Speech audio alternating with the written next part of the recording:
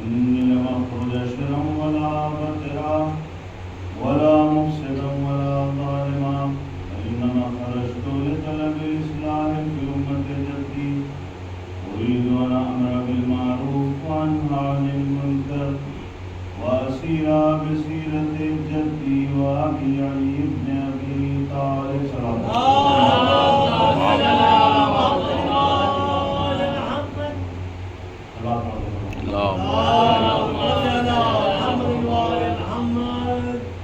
امام حسین علیہ السلام کا ارشاد گرامی ہے، بلکہ آپ کی یہ وہ وصیت ہے جسے آپ نے تحریری طور پہ جناب محمد حنفیہ کے حوالے کیا، اور یہ تحریر بھی اس وقت کی ہے کہ جب ابتدائے قیام ہے اور امام حسین علیہ السلام مکے سے نکل رہے ہیں، تو اس وقت امام حسین علیہ السلام اپنے خروج کے، اپنے قیام کے مقاصد کو بیان کر رہے ہیں۔ ارشاد ہو رہا ہے کہ میں ہوا و ہوس کی وجہ سے نہیں نکل رہا ہوں، میرا مقصد فتنہ و فساد برپا کرنا نہیں ہے، میں ظلم کرنے کے لیے خروج نہیں کر رہا ہوں، میرا صرف اور صرف ایک مقصد ہے اور وہ ہے اپنے نانا کی امت کی اصلاح کرنا۔ میری خواہش یہ ہے، میں یہ چاہتا ہوں اريد ان امر بالمعروف، کہ میں لوگوں کو امر بالمعروف کروں، اچھائیوں کی دعوت دوں، وانہی عن المنکر، اور لوگوں کو برائیوں سے روکوں، اور میں اس سیرت پہ چلوں جو سیرت میرے نانا کی سیرت ہے اور میرے بابا مولا کائنات علی بن ابی طالب۔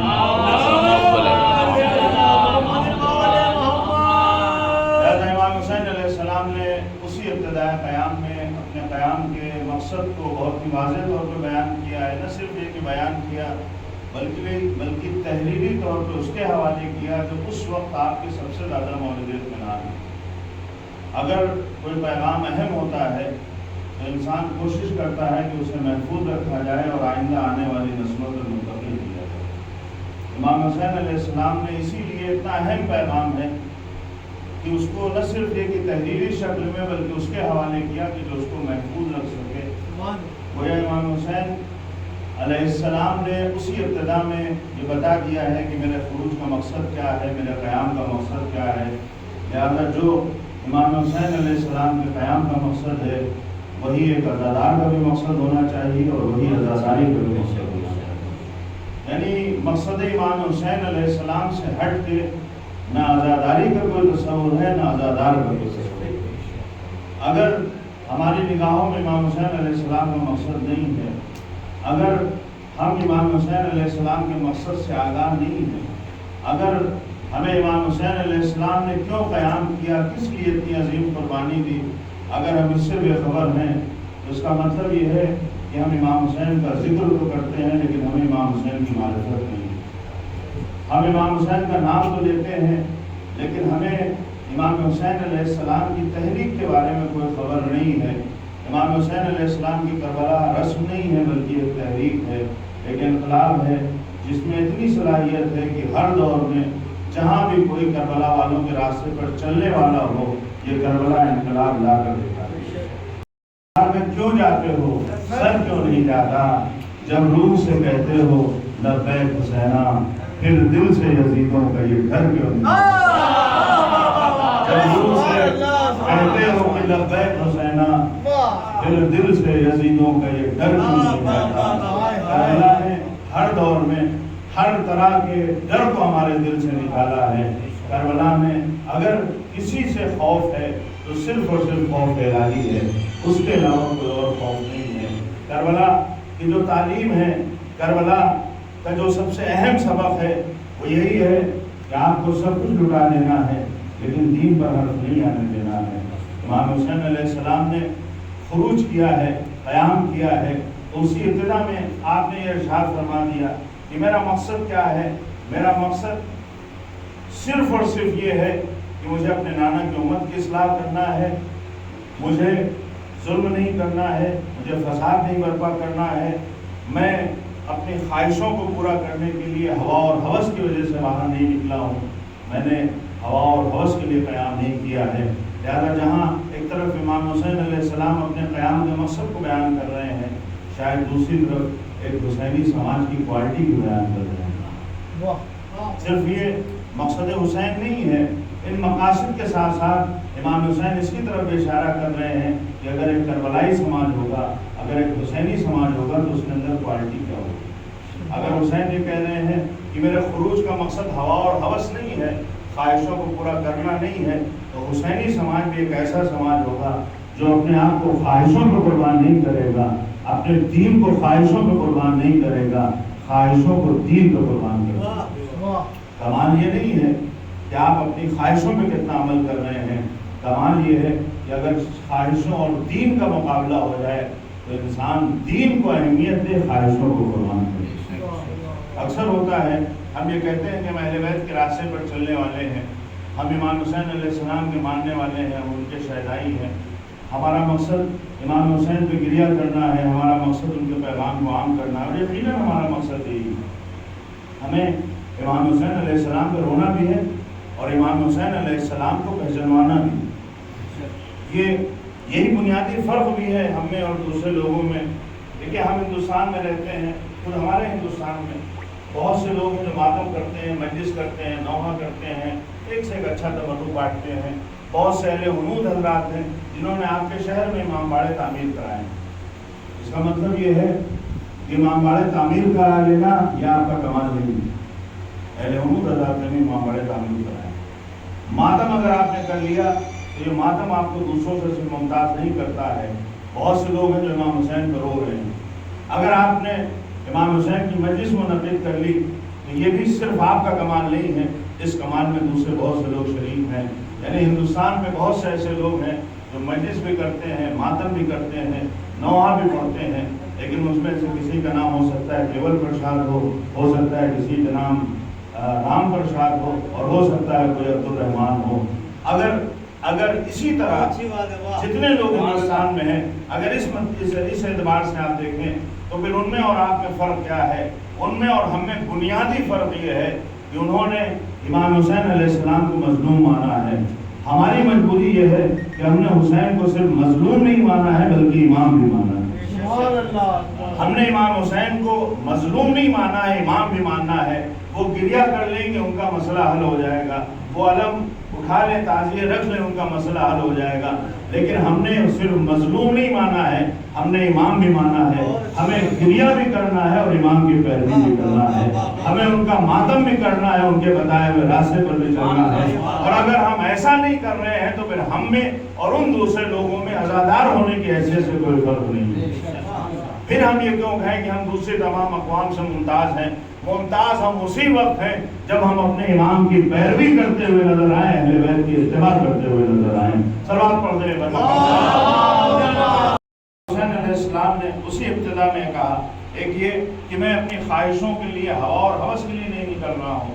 دوسرے امام حسین جو چاہتے ہیں اسے بھی بتا رہے ہیں۔ ہمارے یہاں آپ دیکھیے کہ ہم نہ تو اسے پسند کرتے ہیں جو ہمیں روکتا اور ٹوکتا ہے، ہم سب کا مزاج یہ اچھا نہیں لگتا ہے، اور دوسری طرف خواہشوں کے ہم اتنے غلام ہیں، ہم سب اس میں شامل ہیں۔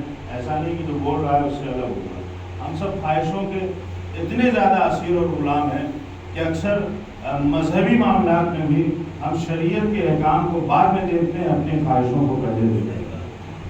مذہبی معاملات میں بھی عزاداری لیجیے، دوسری تمام چیزیں، عبادتیں ہیں، زیارتیں ہیں، ساری چیزوں میں ہماری خواہشیں پہلے ہوتی ہیں، جو شریعت کی تعلیمات ہیں وہ بعد میں ہوتی ہیں۔ یعنی ہم یہ چاہتے ہیں کہ دین وہ ہمیں اچھا لگتا ہے جو ہماری خواہشوں کے اعتبار سے، اور دین یہ کہتا ہے کہ دین نام ہی ہے اس چیز کا کہ تمہیں خواہشوں کو قربان کرنا ہے، دین کو اہمیت دینا ہے۔ ہمارے یہاں ہم اتنا خواہشوں کے اسیر ہیں کہ اگر کسی چیز کا دل چاہتا ہے، مثال کے طور پر کسی غذا کا دل چاہے اور آپ کی جیب میں پیسہ ہو تو پھر آپ کو کوئی روک نہیں سکتا ہے۔ یعنی اور ہم مسلمانوں کی بہرحال یہ شناخت ہے کہ ہم لوگ غذا کے معاملے میں تمام اقوام سے سب سے آگے ہیں۔ ہماری بستیوں میں سب سے زیادہ جو اہمیت دی جاتی ہے وہ ہوٹلوں اور غذاؤں اور ان چیزوں کو حاصل ہے، لہٰذا اس معاملے میں ہم لوگ سب سے زیادہ آگے ہیں۔ اور وہ اور بات ہے کہ جو ہمارے ائمہ ہیں، جو معصومین ہیں، انہوں نے زندگی میں ہر پل ہمیں یہی سکھایا ہے کہ تمہیں ان تمام چیزوں سے دور رہنا ہے. وہاں یہ سکھایا گیا ہے کہ تمہیں اس طرح سے عمل کرنا چاہیے کہ اپنی خواہشوں کو تم نظر انداز کرو.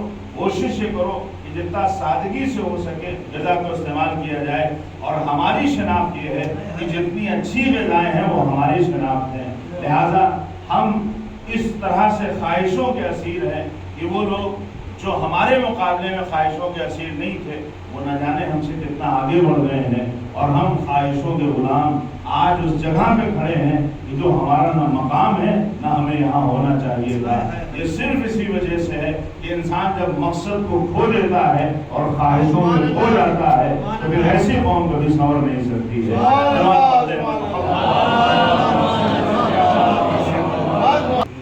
یعنی ایسا نہیں ہوگا کہ ہم فتنوں کو ہوا دیں, فتنوں کو برپا کریں, فتنوں کو آمادہ کریں. ایک حسینی کی پہچان یہ ہے کہ اسی پہلے مرحلے میں اس کی کوشش یہ ہوتی ہے کہ فتنوں کو دبا دیا. امام حسین کہہ رہے ہیں میرے خروج کا مقصد ظلم کرنا نہیں ہے.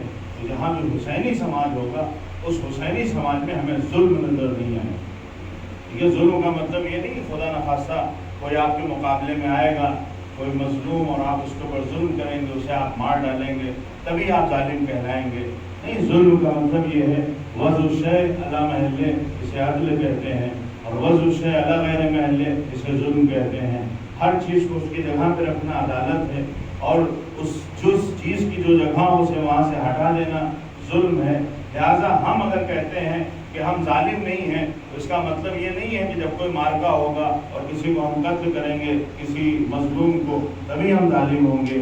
نہیں, اگر ہم ایک گھر میں رہ رہے ہیں تو ہمارا کردار ایسا ہونا چاہیے کہ اگر ایک باپ ہے تو ظالم باپ نہ ہونے پائے, اگر ایک بیٹا ہے تو وہ ایسا بیٹا ہو جو اپنے باپ کے حق میں ظلم نہ کر رہا ہو, اگر ایک شوہر ہے تو ایک ذمہ دار شوہر ہو, ظالم شوہر نہ ہو. اگر سماج میں ہم رہ رہے ہیں تو ہمارے پڑوسیوں کو ہم سے شکوہ نہ ہو کہ انہوں نے فلاں حق ہمارا مان لیا, انہوں نے فلاں حق ہمارا مان لیا. اگر ہم حق مان رہے ہیں تو ہم ظالم ہیں, اور اگر حق ادا کر رہے ہیں تو ہمارا راستہ حسین کا راستہ ہے. صلوات پڑھ دیں. اگر ہمارا عمل ایسا ہے کہ ہمارے عمل کی وجہ سے لوگ دور ہو رہے ہیں تو سب سے پہلے خود امام حسین علیہ السلام کو ہمیں جواب دینا ہوگا, جنہوں نے اتنی عظیم قربانیوں سے قربانیاں دے کر اتنی عظیم درسگاہ ہمارے لیے قائم کی. بہت زیادہ آپ کا وقت نہیں لینا ہے. امام حسین علیہ السلام نے اتنی عظیم درسگاہ قائم کی ہے کہ یہاں جو بھی آتا ہے جس مذہب اور مسلک سے آئے اسے اس درسگاہ سے کچھ نہ کچھ حاصل ہوتا ہے. اور اگر آپ کو اس چیز کو سمجھنا ہے کہ کس طرح سے امام حسین علیہ السلام کی درسگاہ سے لوگوں کو کچھ نہ کچھ حاصل ہوتا ہے, اسے اگر ہمیں سمجھنا ہے تو آج کے دور میں, آج کے ایام میں اگر اس چیز کو سمجھنا ہے تو ہمیں نجف اور کربلا کے درمیان کے راستے کو دیکھنا ہوگا کہ کس طرح حسین کے نام پر مختلف مذہب و مسلک, رنگ اور نسل کے لوگ جمع ہو کے یہ اعلان کر رہے ہیں کہ یہ درسگاہ حسینی ہے. یہاں جو بھی آتا ہے یہاں سے کچھ نہ کچھ لے کے جاتا ہے. ہمارے لیے بہت اہم ہے کہ ہمارے جو دوسرے تمام مسائل ہیں وہ پس پشت ہونا چاہیے. صرف ایک رنگ ہے اور وہ ہے رنگ حسینی, وہ غالب ہونا چاہیے. جو نجف سے کربلا کی راہ ہے اس میں صرف ایک رنگ غالب ہے اور وہ رنگ حسینی ہے. وہاں آپ دیکھیے کہ کس طرح سے لوگوں کی خدمت کی جاتی ہے. کسی سے یہ نہیں پوچھا جاتا ہے کہ تمہارا ملک کون ہے, تمہارا شہر کون ہے, تم کہاں سے آئے ہو, بلکہ صرف اس عنوان سے خدمت کی جاتی ہے کہ یہ حسین کا زائر ہے. یعنی زائر حسین کی اتنی زیادہ اہمیت ہے, عزادار حسین کی اتنی زیادہ اہمیت ہے.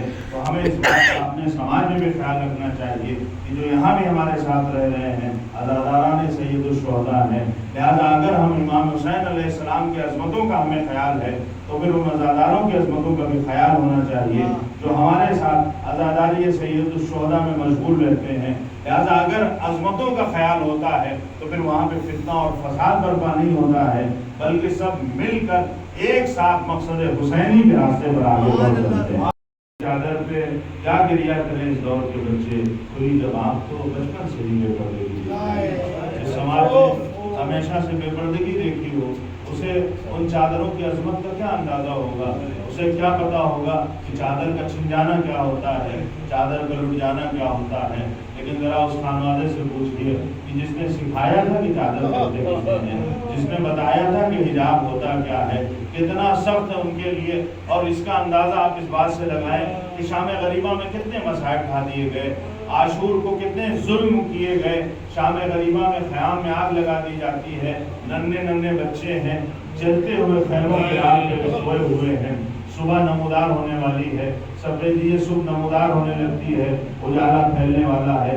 एक बार हुसैन की 3 साल की बच्ची आती है, फूफी अम्मा के करीब आके कहती है, ए फूफी अम्मा मुझे आपसे कुछ मांगना है। आप सोचें कि एक छोटा सा बच्चा क्या सवाल करेगा, जिसके बाबा को कत्ल कर दिया गया, जिसके छोटे भाई को शहीद कर दिया गया, जिसके अली अकबर के कलेजे में नेज़ा मार दिया गया, जिसके भाई कासिम का लाशा पामाल कर दिया गया। वो नन्ही सी बच्ची क्या कहेगी? हो सकता है ये कह दे कि असगर को बुला दीजिए, हो सकता है ये कह दे चाचा अब्बास को बुला दीजिए, हो सकता है ये कह दे कि बाबा को बुला दीजिए, मुझे आज रात को नींद नहीं आई है, जब तक बाबा का सीना न मिलेगा मुझे नींद न आएगी। लेकिन सकीना ने कोई शिकवा न किया, न अपने बाबा के बारे में सवाल किया, न ये कहती फूफी अम्मा प्यास लगी है पानी पिला दीजिए। हुसैन की 3 साल की नन्ही सी बच्ची कहती है, फूफी अम्मा सुबह का उजाला नमूदार होने वाला है, अगर हो सके तो कहीं से कपड़े का एक टुकड़ा ला कर दे दीजिए। मैं नहीं चाहती कि जब सुबह का उजाला नमूदार हो